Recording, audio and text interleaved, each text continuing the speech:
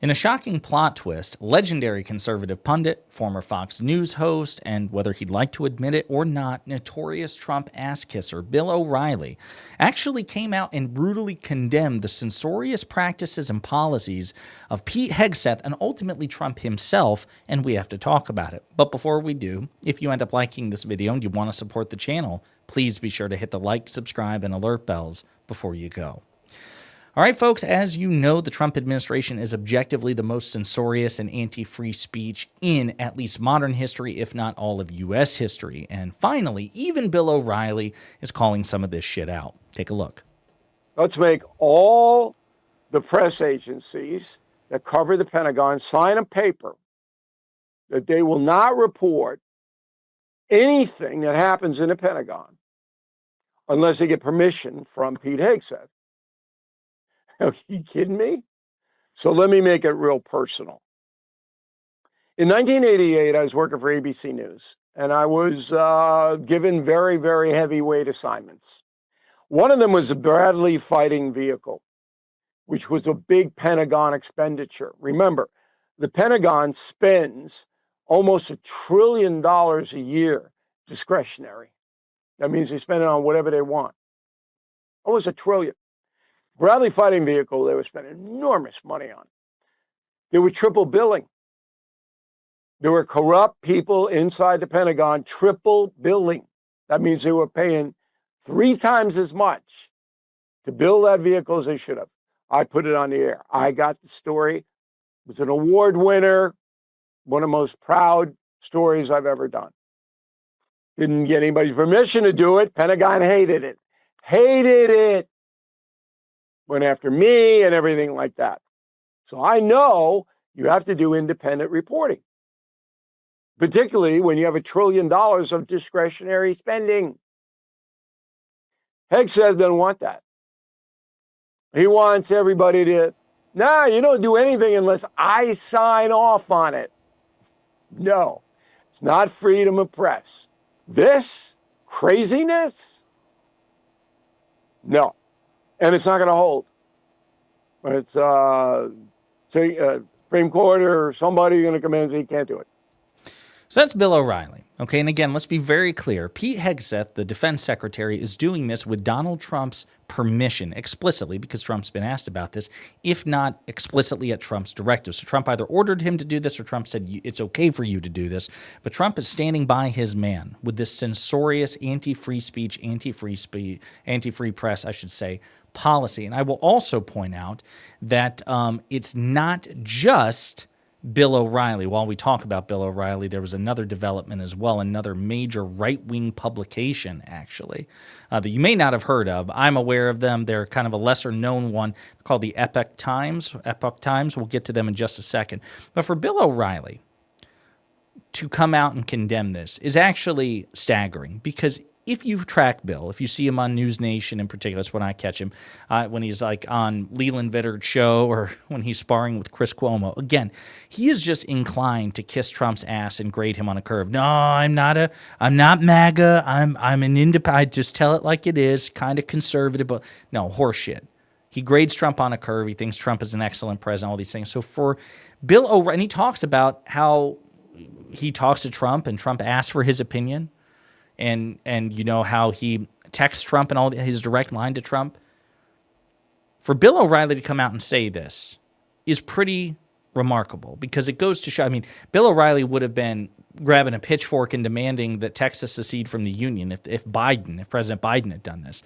So he, you know, you can tell he hesitated, because this has been all over the news for weeks. But yes, he finally came out and condemned this. And ultimately, remember, Hegseth is doing this because of Trump. But it's not just Bill O'Reilly. As we've discussed, Fox News has refused to sign onto the new Pentagon rules, and they also condemned it both in a written statement and on screen. Well, the reporter, according to Mediaite, a reporter at the right-leaning Epoch Times resigns over new Pentagon rules, says outlet was, quote, merely repeating state narratives. Andrew Thornbrook, a national security reporter at the right-leaning Epoch Times, has resigned after the outlet agreed to the Pentagon new press restriction. So again, I guess to clarify, the Epoch Times agreed, but a reporter there, a national security reporter, bailed. He's like, I'm done. I'm tapped out. Thornbrook, in his resignation letter on Friday, said agreeing to the new rules was a decision to, quote, abdicate our responsibility as journalists in favor of merely repeating state narratives, end quote, which is basically what Bill O'Reilly said. That's what Hegseth and Trump ultimately want. His letter also contained the following passage, quote, I can no longer reconcile my role with the direction the paper has chosen, including its increasing willingness to promote partisan materials, publish demonstrably false information, and manipulate the reporting of its ground staff to shape the worldview of our readers. The Times reported he also criticized the outlet for referring to Antifa as a terrorist organization. His biography on the EP website already refers to his work in the past tense as of Sunday evening. He's a former national security correspondent for the Epoch Times, covering China-related issues with a focus on defense, military affairs, and national security. He holds a master's in military history from Norwich University. Epoch Times editor-in-chief Jasper Fockert says in a statement on Friday that the outlet, quote, does not view the new guidelines for Pentagon press access as an impediment to our reporting. Having been subject to repeated attacks by the CCP, Communist Chinese Party, over the past 2 decades, the Epoch Times is no stranger to attempts to suppress freedom of the press. The Pentagon's new media access policy is no such attack. But again, even Fox News and Newsmax regarded as such. ABC, NBC, CBS, as well as Fox News and CNN banded together in a joint statement to denounce the Pentagon's updated rules, which the outlet said, quote, threaten, quote, our core journalistic protections. The rebuke comes after the Pentagon recently updated its rules for credentialed journalists. That update said reporters who ask military personnel and the Department of Defense officials to leak information could be deemed, quote, security risks.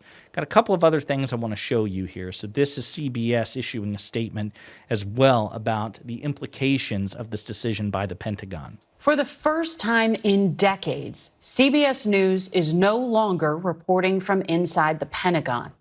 Our reporters, alongside those from dozens of networks, newspapers, and wire services, emptied out their booths and workspaces this past week. The journalists exited rather than agree to a 21-page list of new restrictions which would prevent them from soliciting information that has not been pre-approved by the government.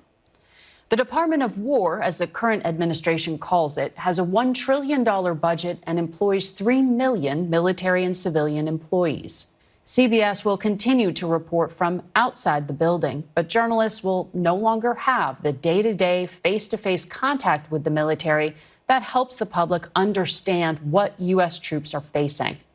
Secretary Hegseth once promised the most transparent administration ever. But as one former defense official told us, the American people are going to know a lot less about what their Department of War is doing. Well said.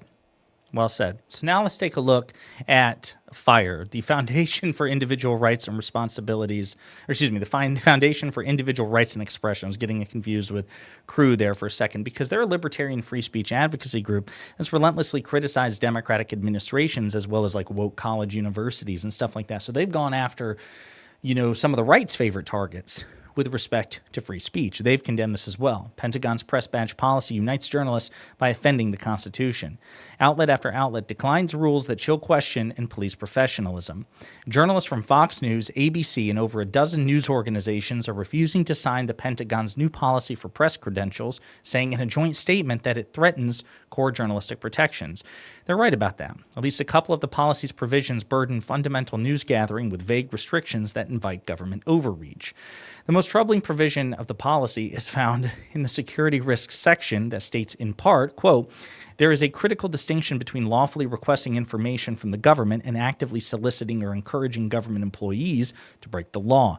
The First Amendment does not permit journalists to solicit government employees to violate the law by providing confidential government information. This runs into a functional problem and a legal problem. Let's deal with the functional problem first. In most cases, journalists don't know what answer they're going to get to a question before they ask. For example, if a journalist asks a question about whether the department is investigating a report on social media of overseas terrorism regarding targeting American assets, the potential responses range from the totally unclassified, in other words, no, to the highly sensitive, in other words, troop locations and plans. While a journalist might reasonably infer that the United States is engaging in some activity that falls into the sensitive or classified categories, they don't have any power to determine what answer they actually receive. The policy's interpretation of solicitation or encouragement Amendment seems to invest a lot of discretion into the Department of Defense to decide whether the question was soliciting sensitive information. It also sets up reporters to be scapegoats when federal employees release too much information. The fault there starts and ends with those employees, not journalists simply doing their job. The legal problem with this provision is that it's not based in any actual law. As stated, it undermines well-established law. The First Amendment has limited enumerated exceptions, such as speech that is defamatory, speech that would inspire imminent lawless action, and obscenity. Quote, asking a question where the answer might be classified isn't on the list, and reporting on national security matters is protected speech. So, yeah, this is incredibly important. The free speech implications are massive, particularly regarding national security. So arguably the most sensitive implications for free speech in the free press that we've seen. And it's so bad that when you have Newsmax, Fox News, and Bill O'Reilly on the same friggin' page attacking the Trump administration for its censorious policies, you know Donald Trump is objectively on the wrong side of this one. But to Bill O'Reilly's point, he seems confident that it's going to get struck down. I don't know. You never know with this administration, but we'll see what happens. In the meantime, let me know what you think in the comments.